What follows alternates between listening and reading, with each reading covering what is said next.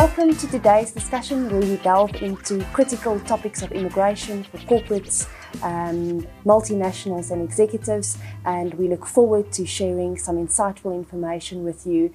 My name is Marisa, I'm your host today. I'm the Managing Director of Xpatweb, and I'm joined by Mr. Phindiwe Mbhele, Director of Corporate Accounts for the Department of Home Affairs. Today we'll be discussing specifically the points-based system and unpacking a little bit more information of this new development for critical skills and general work visas. Welcome, Phindiwe. Thank you very much, Marisa, and I really appreciate the invitation. It is always a pleasure to be here, and I'm quite honored to be with you on this platform to share, the latest developments in our immigration space in as far as work visas are concerned. Fantastic. Thank you. I think to kick us off, can you give us a bit of an overview in terms of the points-based system, the criteria, and how is it different from what we had before?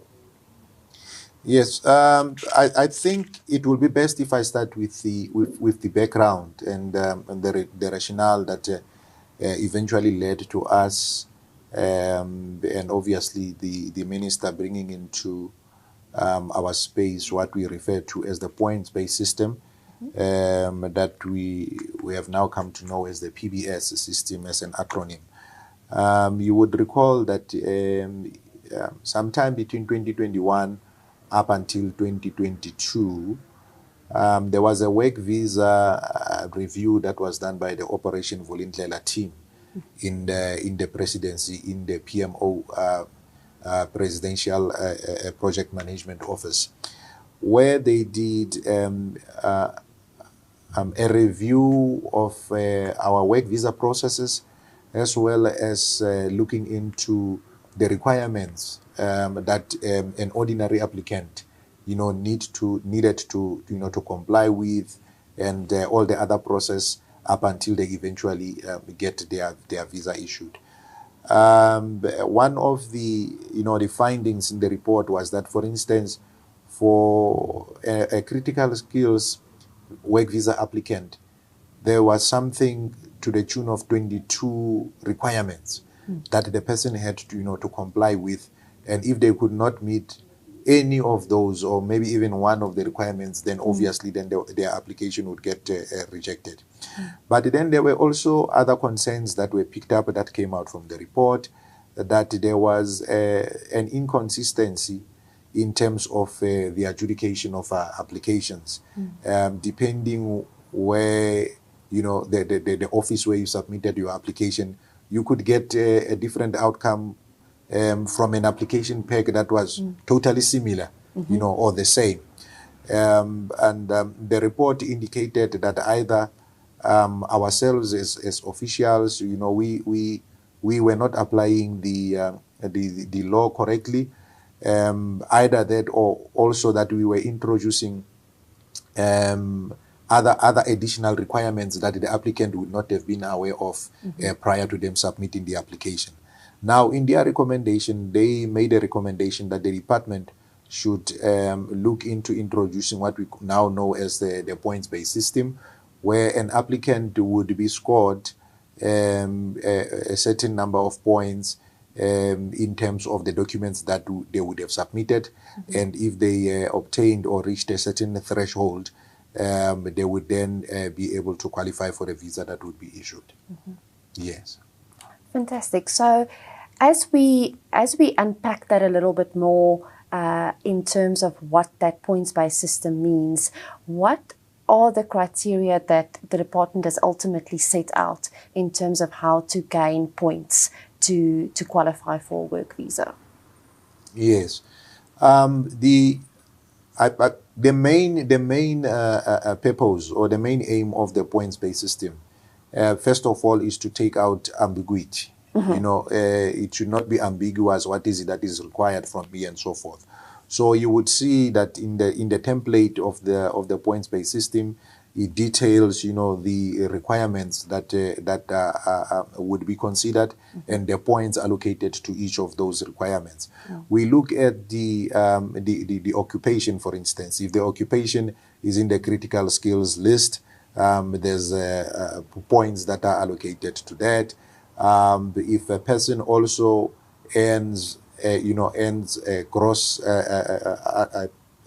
annual salary that has been described, there would be points to that.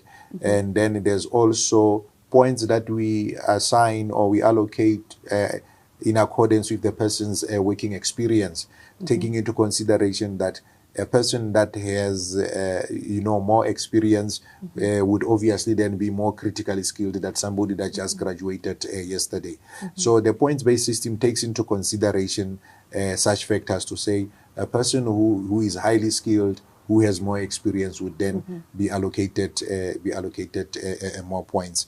And we also look at, we also have what we call bonus points. If you are speaking any of the South African languages, there's points allocated to that, because we also believe that for you to be able, to assimilate in our community, and if you'll be spending, or residing in South Africa, your ability to speak one of the languages, it's also a bonus, in certain occupations, to be able either to receive or to give instruction in one of the languages that are there. And then we also gave in another bonus points to say, if you happen also to be employed or having received employment from one of the or an employer that is admitted to our trusted employer scheme, there's also a bonus point that you could get, which it could actually push up your points even higher, more than what the threshold actually requires. So those are some of the requirements that we have put, and the requirements are straightforward. You would know that if I have this particular requirement attached to my application, these are the points that I would get. And we normally advise that it is because it is transparent, it is there, it is published. As an applicant, you could even score yourself before you submit an application, and you would have an idea of whether your application would be an approval or a rejection. And this introduction really, it's in line with the preamble of the Act, of the Immigration Act, that says that, our requirements must not be onerous, and at least they must be predictable, so that the person knows that from having submitted these required documents, I am likely to be approved because I meet the requirements. Or if I go ahead without the requirements, I should be expecting that my application would not be successful. Yes. Speaking of transparency and predictability, I think this gives us a good opportunity to then make a comparison to what the work visa system looked like before the introduction of the points-based system, just to give our listeners a understanding of a bit of the history of it, and why we are where we are today, and why we're so excited about having a points-based system. Previously, where someone needed to apply for general work visa, they would either apply for a certificate from the Department of Labour, where they had to prove that they have done an extensive search to find a South African to fill a position, and the department had set out some criteria on how an employer can possibly prove such a search has been done, and therefore they are in need to employ a foreign national for that specific occupation.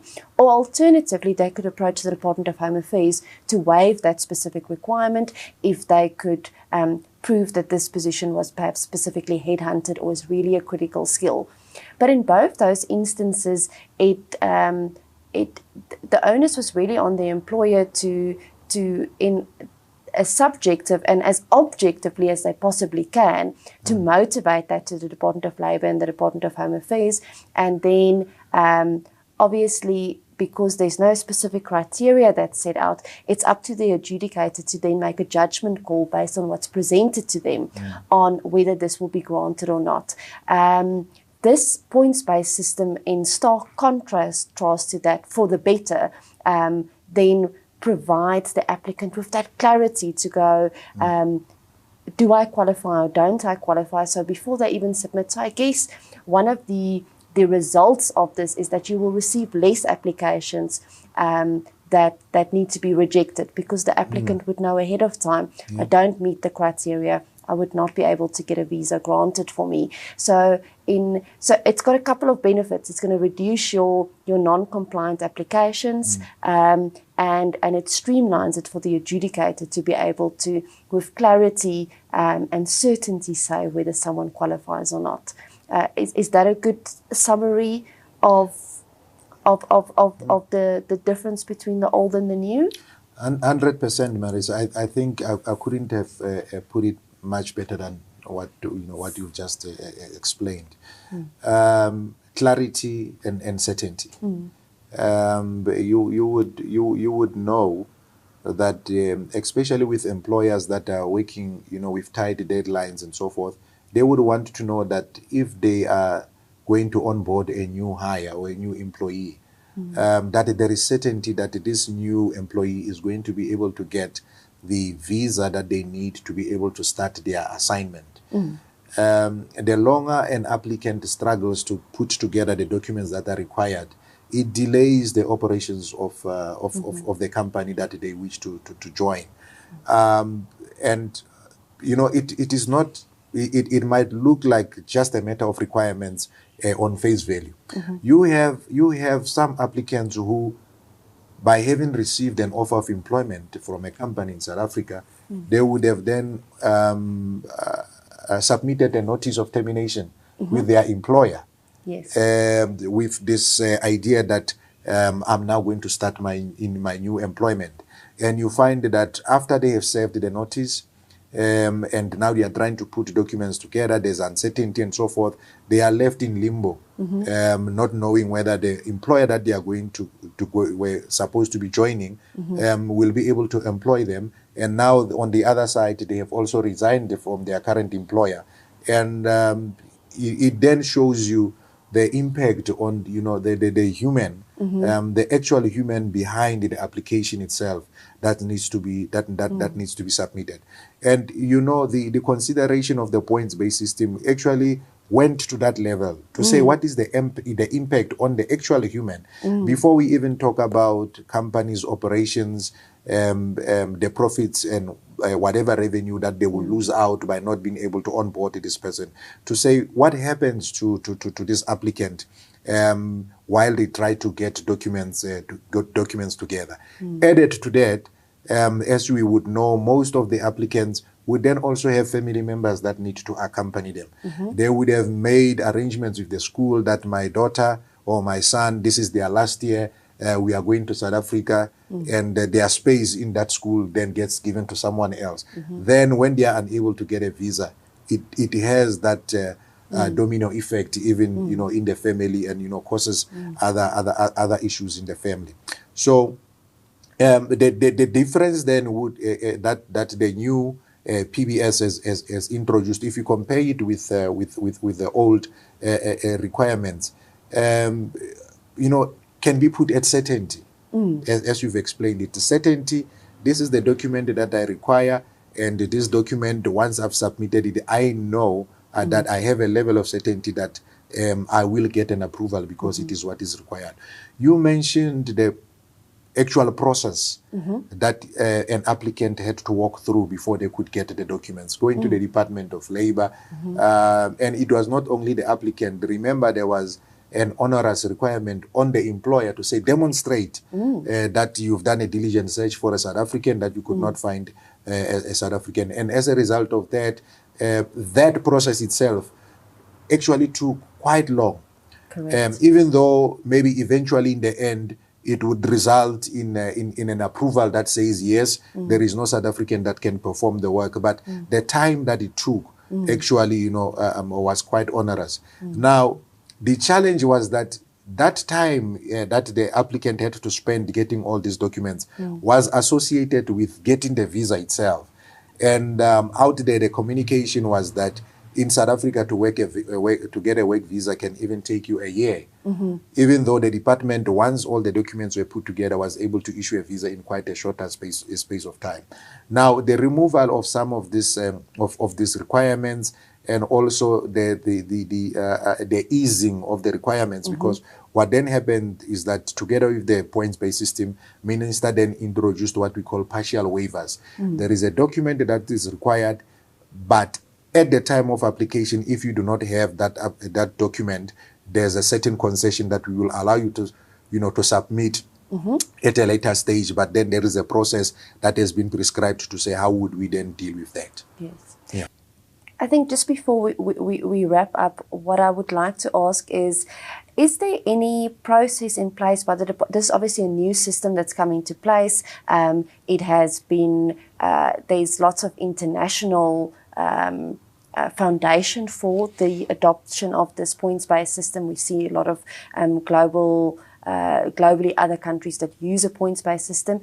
Is there a process in place for the department where you'll be evaluating the effectiveness of it and making adjustments to it if necessary, or has all of that work really been done up front and we anticipate that the system will remain as is for the set future? Yes. No, you are talking about something that we already working on as the department. What we are currently doing now, you would remember that the points-based system has been in operation maybe for almost 3 months, because it came in towards the end of October. Then that would be November, December, and January. We've just recently completed an analysis, which was just a sample analysis comparing the 3 months of points-based and the 3 months prior to the introduction of point-based. When we looked at the outcomes and so forth, it was they were not far apart. The decisions that we had taken before the PBS and after the PBS, but one indicator that we were able to to look at was that there's already an indication that in terms of compliance and the clarity of compliance, there is an upward trajectory to say we will be getting a lot of visas approved, and the reason being that because it is a new system, even the applicants themselves are still grappling with understanding the requirements properly and so forth. So I believe that in the next 12 months, when we have a full year of the points-based system, and then we compare the full 12 months with the last 12 months of last year, 2024, we are definitely going to see the benefits. And what we are also doing is that we are doing constant monitoring and evaluation of the impact of the PBS. So we will be able to see that out of the rejections that come out, what is the common thread? Where are the applicants falling short, and whether the PBS in its introduction is it really helping us in addressing the issues that we had identified? And I think towards the end of the year, while we might still be early, fresh in the year, I believe that towards the end of the year we'll really see the big impact of the PBS. And my own assessment is that is going to be an upward trajectory. We are going to receive an increase in the number of work visas, of critically skilled people, coming to join the companies in South Africa and creating more employment by themselves just being employed in South Africa. Thank you. Thank you for those insights. I think in closing then, what are your comments and your inputs to companies looking to attract more talent to South Africa and the impact of this new points-based system? My inputs are based on the years of engagements with corporates. Corporates have always belabored the fact that, firstly, it is just too difficult to bring in talent. They have indicated that our legislation and the requirements at the time made it impossible for them to start certain projects up until they were sure that the person had received visas. So I know the struggles that most of the corporates have gone through. The earlier issue that I raised, where if you take the same application with the same requirements and you submitted it in in country A and country B in one of our missions, you'll get two different outcomes. And that has always been, the complaint from a lot of corporates to say, but there is no consistency. And I believe that the points-based system is really going to bring in that consistency. We might be having some teething problems now in the beginning, but I think, like with any other new legislation, once people get grasp of it, from the side of officials in terms of application and interpretation, but also from the applicants as well in terms of understanding, and all the stakeholders in the immigration space being able to give proper advice and so forth, I believe that most of the issues that would have been flagged by corporates before are really going to start being minimal and really getting resolved, and we are going to see results of that. Thank you to Mr. Mbhele, and thank you to everyone who's watching and listening today. If you need any additional information in terms of the points-based system, or whether a resource that you're looking to bring in qualifies, please don't hesitate to reach out, and we look forward to hearing from you. Please follow our channel for more information and more insights. Tune into the Work Permit South Africa podcast and let us turn that maze into a clear path forward.